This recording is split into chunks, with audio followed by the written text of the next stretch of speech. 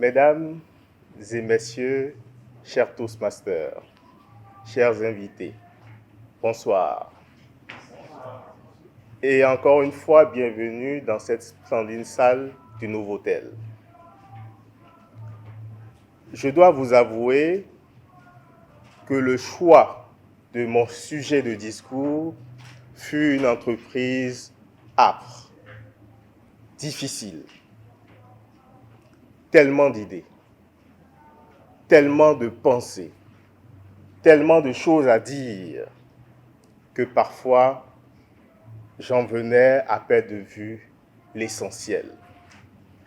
Alors, en bon chercheur, j'ai décidé de sortir de mes rêves pour faire face aux réalités de notre temps, de notre monde, à ce que le passé nous a offert, à ce que vous et moi, l'homme de Tombouctou, l'homme de l'Antarctique, l'homme de la vallée de l'Ouémé, l'homme de Madagascar, offrons au présent, et à ce que l'avenir exige de nous un héritage.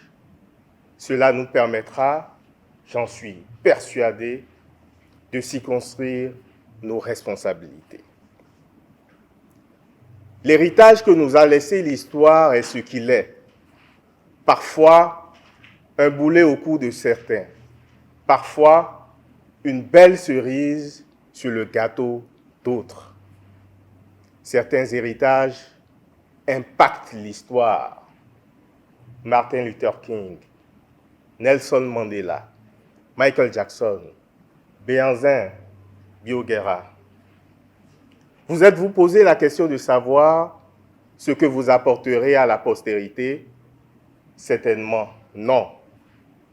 Patrick Guidé disait dans son ouvrage « La reconnaissance dans l'héritage » que l'héritage tient sur deux bouts, celui de la naissance et celui de la mort, car ces deux périodes chevauchent un processus de transformation et de reconnaissance. Je ne veux pas m'entretenir sur l'héritage matériel. Je veux vous entretenir sur une question que je me pose tous les jours, chaque jour, dans mes entreprises, dans mes tourments. Je contemple aujourd'hui, malheureusement médusé, mélancolique, le spectacle lugubre que nous offre ce monde perdu, parfois peu éclairé. L'humanité déchue, des guerres économiques. Aujourd'hui, l'humanité est perdue. Les corps enfuis dans des draps fortuits, le sacralisme de l'âme perdue. Et l'humanité est impuissante et endolorie. Nos larmes sont desséchées et nous avons le cœur meurtri, mais nos yeux sont encore rivés vers l'espoir. L'espoir qui viendra de l'au-delà pour les croyants, Jésus. Pourtant, de notre insouciance, la fleur continue de germer dans les déserts les plus arides. Sans pudeur, sans timidité, nous devons nous résigner à changer les choses. Ne vous y trompez pas. Je m'offusque avec véhémence comme Gandhi de l'héritage que nous voulons laisser à notre postérité. Voulons-nous être des géniteurs d'un monde assoiffé de vengeance ou encore d'un monde assoiffé de matérialisme, de luxe?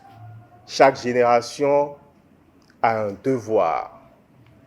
À chaque génération a un devoir envers la société, envers la morale.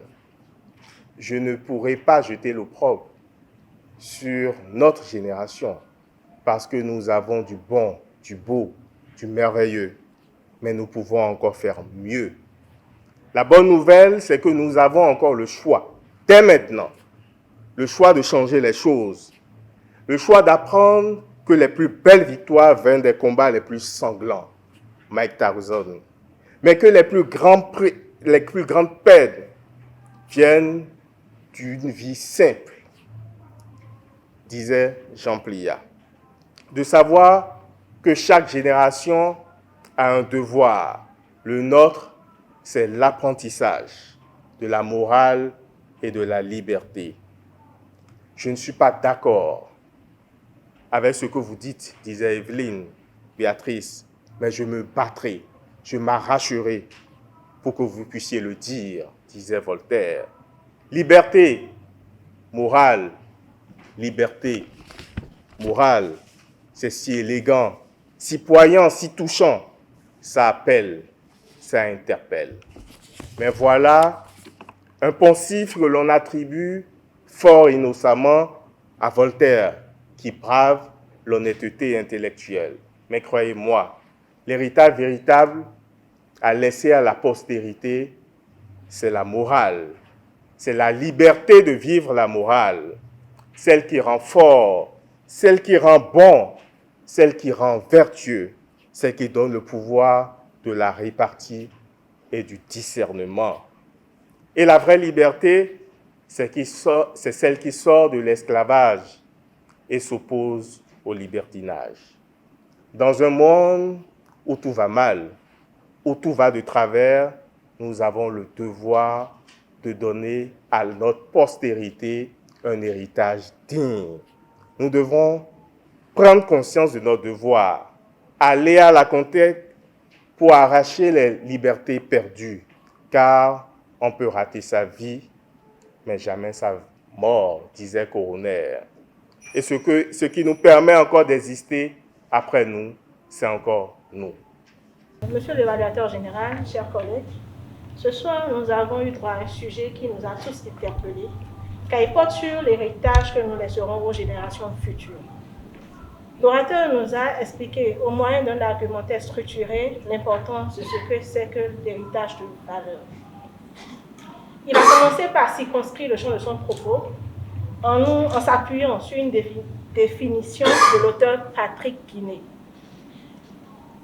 Il nous a ensuite présenté son constat du monde actuel, un monde en perdition, j'emploie ces mots, avec des valeurs morales écorchées. Et il a ensuite enchaîné en donnant sa position ainsi que des recommandations. Et tout ceci a été ponctué par des références à des auteurs, des savants qu'il a clairement cités. Alors, si je dois répondre à la question, est-ce que vous avez relevé le défi de nous présenter un propos structuré et bien documenté, je dirais oui, compte tenu de tout ce que je viens de dire. Cependant, j'aurais apprécié un peu plus d'engouement de votre part, parce que le sujet était bien choisi et il nous engageait tous. J'aurais aimé voir cet engouement par votre gestuelle, une gestuelle plus engagée quand vous délivrez des messages d'appel, une variété vocale un peu plus énergique quand vous parliez de messages poignants. Mais j'ai cependant noté quelques gestes bien placés quand vous, par exemple, quand vous comptiez vos doigts en faisant des énumérations. Et vous avez su garder un contact visuel avec la majeure partie de l'auditoire. Je dis majeure partie parce que j'ai eu l'impression qu'une partie de la salle avait été un peu abandonnée. Tout compte fait, je dirais que vous avez atteint les objectifs de ce projet et je vous exhorte à prendre le projet suivant sur votre part.